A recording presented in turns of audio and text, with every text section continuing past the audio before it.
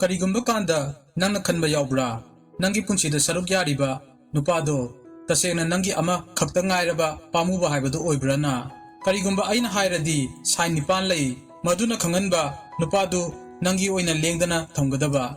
aduna sigi list se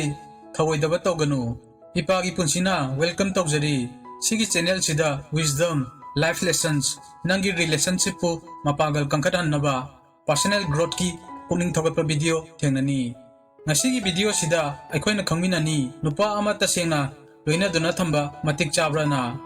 sigi sai nipan si pangtokda togonba ingit nate masidi nungsiba tungkoina nungsangba relationship healthy relationship amagi yumpham oiribani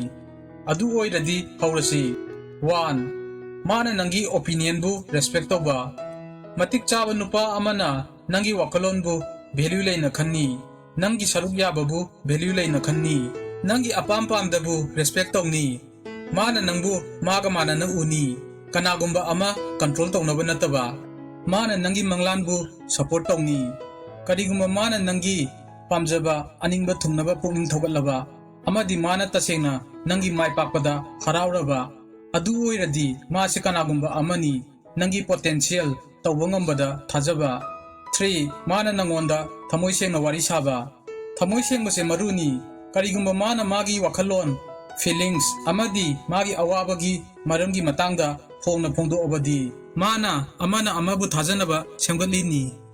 4 mana nangbu value lei phahonba apik pa ingitna oigera natraga minungsi leiba wahina oigera mana toina nangonda ningsinghallaba nangse kayamna maru oige haibase magi punsida 5 mana ngaingamba ninghanna daba awaba matamda punsije matam chupada perfect oiba nate nupa amana awaba matamda ngaingamba ninghanna daba supportive oiraba awaba mayongna rapada masina ulli mase tungkoina lengdana laini haiba 6 mana nangi boundary bu respect toba nangbu punsigi oiningba nupa amana matam chupada nangi boundaries apam pamda nangi ningkha tambabu respect tawni nangi nungaijabagi wangmada kaidonungda illoi 7 mana soirakanda apologize tawba kanamta perfect oide